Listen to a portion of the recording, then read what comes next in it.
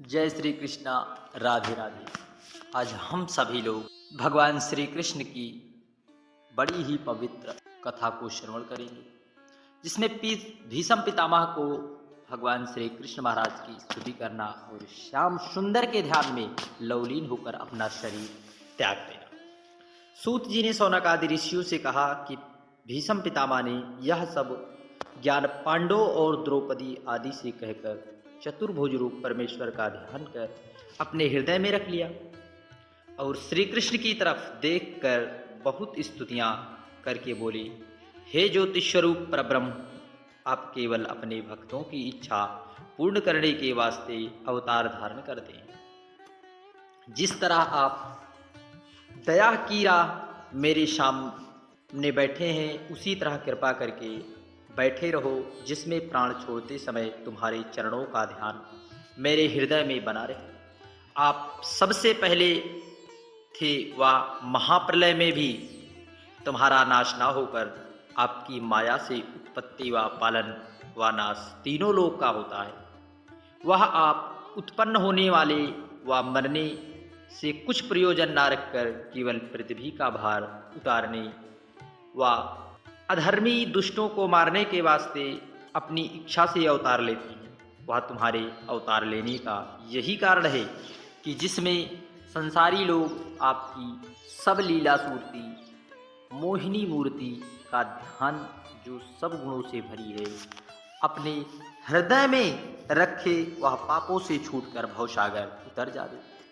वह तुम्हारी दया व कृपा अपनी भक्तों पर इतनी है कि अर्जुन अपने भक्त के प्राण की रक्षा करने के वास्ते उसके सारथी होकर आप आगे बैठे और अर्जुन को अपने पीछे बैठाया।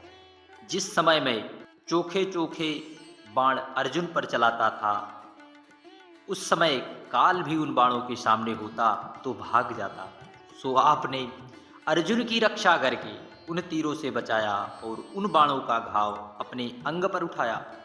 सो मेरे बाणों के घाव से तुम्हारी सांवली सूरत पर रक्त के छींटे मूंगे के समान ऐसे शोभायमान दिखाई देते थे, जिसकी शोभा वर्णन नहीं की जा सकती। वह आप अर्जुन को इस वास्ते धीरता देते थे जिसमें उसका पराक्रम कम ना हो, और चंद्रमुख पर टेढ़े टेढ़े घुंघरू वाले बाल कैसे सुंदर मालूम होते थे, जैसे काले काले भंवरे कमल के फूल का रस चूसते हैं। वह तुम्हारे मुखारविंद पर धुर उड़कर पड़ने और पसीने से कैसा मालूम दिखाई देता था, जैसे फल पर ओस की बूंद रहती है। वह पसीना तुम अपने पीतांबर से पूंछकर दाहिने हाथ घोड़ा व बाएं हाथ में रास घोड़े के लिए हुई रथ को जल्दी से मेरी तरफ दौड़ाते थे। सो मैं चाहता था वही स्वरूप आपका मेरी आंखों में बसा रहे। वह तुम्हारे कमल रूपी चरण मेरे हृदय में से बाहर ना जाए। आप अपने भक्तों का ऐसा मान रखते हैं कि महाभारत होने के पहले तुमने प्रण किया था कि हम शस्त्र नहीं चलाकर केवल रथवानी करके शंख बजाएंगे, और हमने भी प्रतिज्ञा की थी कि जो मैं भीष्म पितामह कि आपको लड़ाई में विकल करके तुम्हारा प्रण छुड़ाकर तुमसे अस्त्र धराऊं, सो अपने भक्त पक्ष की राह से विचारा कि मेरा प्रण टूट जावे तो संदेह मेरे भक्त की प्रतिज्ञा न टूटे। यह समझकर जब मैंने अर्जुन के रथ का पहिया तोड़कर घोड़ों को मार डाला और उस रथ की ध्वजा व धनुष काट के गिरा दिया, तब आप क्रोध करके उसी रथ का टूटा हुआ पहिया उठाकर मेरे मारने के वास्ते दौड़े। उसके रथ की ध्वजा व धनुष कट के गिरा दिया। तब आप क्रोध करके उस रथ का टूटा हुआ पहिया लेकर हमारे सामने मारने के वास्ते दौड़े। तुम कैसे सुंदर मालूम देते, और जैसी श्याम घटा बिजली के साथ बड़े बड़े धूमधाम से चढ़े दौड़ते समय तुम्हारा पीतांबर जो ओढ़े थे पृथ्वी पर गिरा, उसके गिरने का यह कारण था। जब आपने प्रतिज्ञा छोड़कर शस्त्र धरा, तब पृथ्वी यह समझकर मारे डर के कांपने लगी कि श्याम सुंदर ने मेरा भार उतारने के वास्ते अवतार लिया है, कहीं वह भी अपना प्रण ना छोड़ देवे। पृथ्वी के हृदय की बात तुमने जानकर उसको धीरे देने के वास्ते अपना पीतांबर गिरा दिया कि तू डर मत, अपने भक्त का प्राण रखने के वास्ते मैंने अपनी प्रतिज्ञा छोड़ी है, तेरा भार हम उतारेंगे। जिस तरह कोई मनुष्य अपनी वस्तु दूसरों के बोध करने वास्ते गिरा देता है, उसी तरह तुमने अपना पीतांबर पृथ्वी पर गिराकर उन्हें धीरता प्रदान की। और जब मैं चाहता कि सब सेना पांडवों की मार कर हटा दूं, तब तू मेरे रथ के चारों तरफ आनकर अपने अनेक रूप दिखलाते थे, जिसमें मेरा चित्त घबरा जावे। जब मैं अनेक रूप देखने से विकल होकर यह नहीं समझ पाता था कि कौन रूप सत्य है, कौन रूप माया रूप है, तब फिर तुम अपने निज रूप में रहकर मेरी बहुत प्रशंसा करते थे। जब मैं उन बातों को समझता हूँ तब मुझे बड़ी लज्जा आती और अपने को अपराधी समझकर आपके सामने अपना मुंह नहीं दिखलाने सकता। अब दयालु अपने भक्तों को ज्ञान देकर उनका मनोरथ पूर्ण करने वाली, इसलिए तुमने मुझे जो मारने के निकट पहुँचाए बिना बुलाए जानकर अपना दर्शन दिए, नहीं तो मरते समय बड़े बड़े मुनि और ऋषिवर और ज्ञानियों को ध्यान में भी तुम्हारा दर्शन जल्दी नहीं। किस वास्ते कि अंत समय मनुष्य को इतना दुख होता है कि जिसका कष्ट 60,000 बिच्छू के डंक मारने से एक बार होता है, इसलिए उस समय पीड़ा से मनुष्य अचेत होकर उसका चित्त ठिकाने नहीं रहता। उसी समय तुम्हारी कृपा होने से जिस ज्ञान का बना रहता है, वह आदमी तुम्हारे चरणों का ध्यान हृदय में रखकर भवसागर से पार उतर जाता है। इसलिए मैं तुमसे यही चाहता हूँ कि यह स्वरूप आपका मेरी आंखों के भीतर बसकर तुम्हारे चरणों में मेरा मन लगा रहे। यह स्तुति करके उपरांत भीष्म पितामह जी ने ध्यान ज्योतिष स्वरूप का हृदय में रखकर श्याम सुंदर और सब ऋषिवर मुनीश्वरों को दंडवत करके अपनी आंख बंद कर दिया और योग अभ्यास के समय अपना तन छोड़कर वैकुंठवास पाया। उस समय देवताओं ने आकाश से पुष्प की वर्षा, राजा युधिष्ठिर का राजगद्दी पर बैठना और भीष्म पितामह का क्रियाकर्म करना और राजा परीक्षित के मरने वास्ते अश्वत्थामा का ब्रह्मास्त्र चलाना, जो उत्तरा नाम अभिमन्यु के स्त्री के पेट में था, वह श्याम सुंदर परीक्षित की रक्षा करना। सूत जी ने कहा, सौनकादि ऋषियों ने कहा कि कि भीष्म पितामह के मरने का सोच श्री कृष्ण व पांडवों को बहुत था कि मुरली मनोहर ने राजा युधिष्ठिर को समझाया कि जिस तरह मनुष्य संसार में भीष्म पितामह ने पाई, इसी तरह मृत्यु दूसरे को पाना बड़ा दुर्लभ। संसार में जिसने तन धारण किया है, एक ना एक दिन अवश्य मरेगा। इसके वास्ते इनके मरने का शोक छोड़कर हर्ष मानना चाहिए। जो कोई मनुष्य का तन पाकर संसारी माया मोह में फंसे रहे, वह परमेश्वर से विमुख रहकर जन्म अपना वृथा गंवावे। उनके वास्ते रोना उचित है। जो भीष्म पितामह संसार में भक्ति स्वरूप व धर्म संयुक्त रहकर शरीर त्यागने के उपरांत वैकुंठ को गए, इसलिए इनके मरने का शोक करना ना चाहिए। यह वचन सुनकर राजा युधिष्ठिर अपने मन को धीरता प्रदान करते हुए श्याम सुंदर की आज्ञा से भीष्म पितामह की क्रिया और कर्म किया।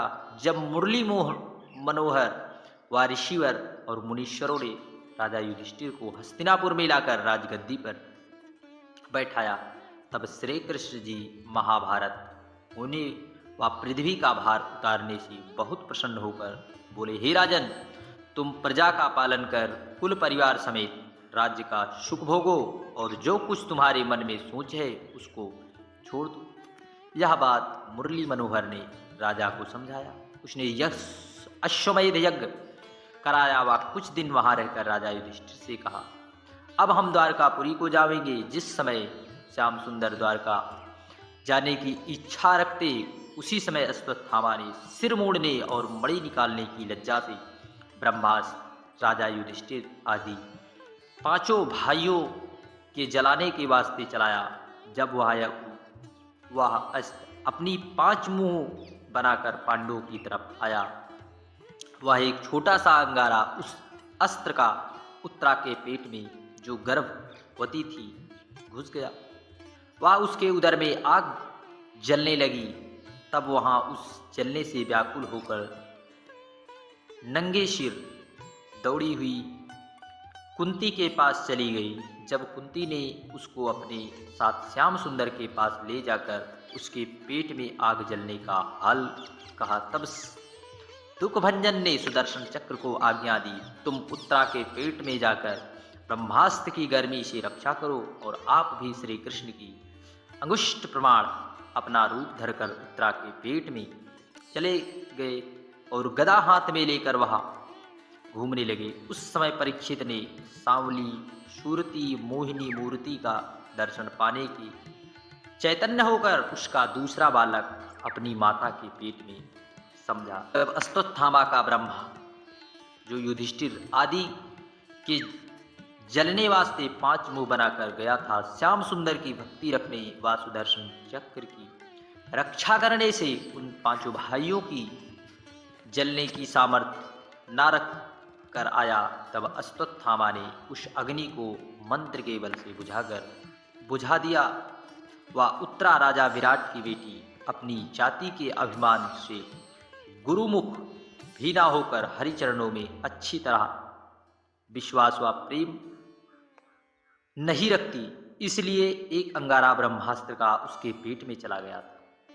सो कुंती के कहने से श्याम सुंदर ने उसकी भी रक्षा की। जब वैकुंठनाथ द्वारका जाने लगे, तब कुंती व द्रौपदी ने राजा युधिष्ठिर व अर्जुन, भीमसेन, नकुल, सहदेव ने उनके सामने हाथ जोड़कर कहा, हे दीनानाथ, तुम्हारे जाने से हम लोगों को बड़ा दुख मालूम होता है। अब हमारी रक्षा यहाँ कौन करेगा? जितना सुख हमको तुम्हारे चरणों का दर्शन पाने से मिलता था, उतना आनंद इस राजगद्दी से नहीं मिलता। तुम्हारे चरण देखे बिना हम लोग धैर्य किस तरह होंगे? और कुंती हाथ जोड़कर बोली, हे महाप्रभु, अब तक मैं तुमको अपने भाई का बेटा समझकर महिमा नहीं जानती थी। अब मुझे विश्वास हो गया आप ब्रह्म परमेश्वर अवतार होकर संसारी जीवों की उत्पत्ति व पालन नाश करते हैं। और मेरे बेटों ने महाभारत में तुम्हारी कृपा से विजय पाई। और अब सब ऋषिवर और मुनीश्वर ने अपने भक्तों का दर्शन देने और भवसागर उतारने और धर्म की रक्षा के वास्ते सगुण रूप धरते हैं।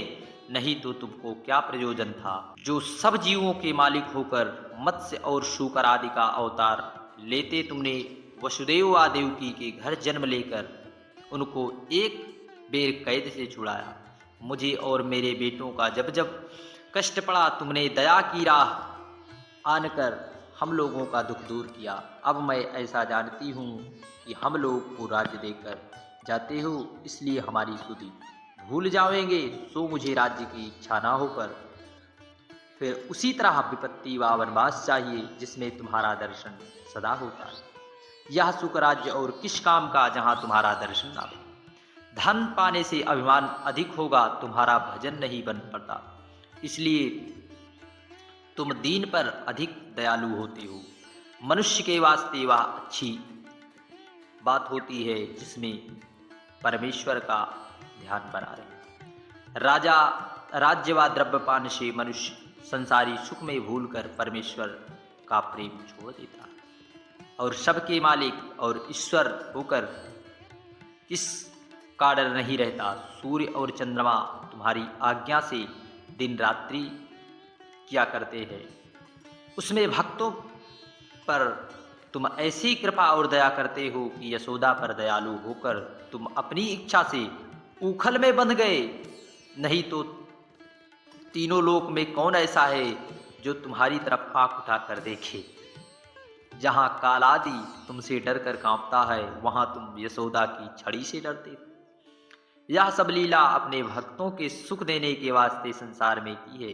अब मैं यह चाहती हूँ कि बेटा व भाई आदि सब परिवार की प्रीति मेरे मन से छूटकर आठों पहर तुम्हारे चरणों का ध्यान हृदय में बना रहे, जिसके प्रभाव से भवसागर पार उतर जाऊं।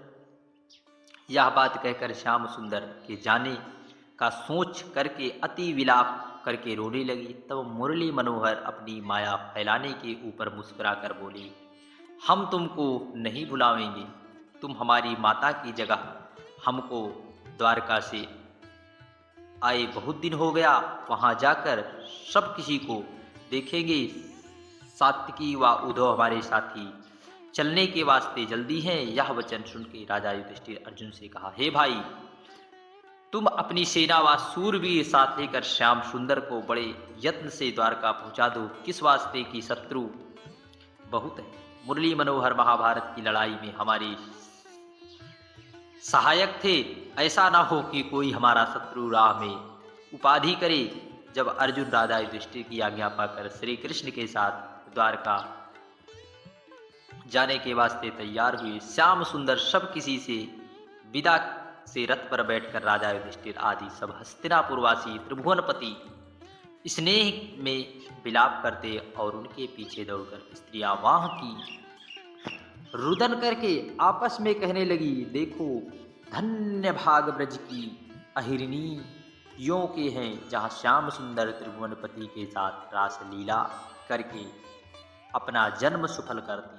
बड़े भाग्य रुक्मिणी आदि 16,108 रानियों के समझना चाहिए, जो एक सुंदर मोहिनी मूर्ति स्वामी पाकर उनके साथ भोग और विलास करती। ऐसी बातें एक दूसरे से कहकर श्याम सुंदर पर फूल वर्षा करती। वह केशव मूर्ति उनकी बातें सुन के सच्चा प्रेम देखकर अपनी तिरछी चितवन से उनको देखते और सुख देते चले जाते। उस दिन श्री कृष्ण के वियोग का दुख जितना हस्तिनापुर वासियों को हुआ, उसका हाल वर्णन नहीं हो सकता। जब श्री कृष्ण दीनानाथ ने देखकर यह सब मेरे प्रेम में दूर तक चले आएंगे, अपना रथ खड़ा करके सब किसी को धीरता देकर विदा कर सब लोग पछताते हुए हस्तिनापुर लौट गए। जय श्री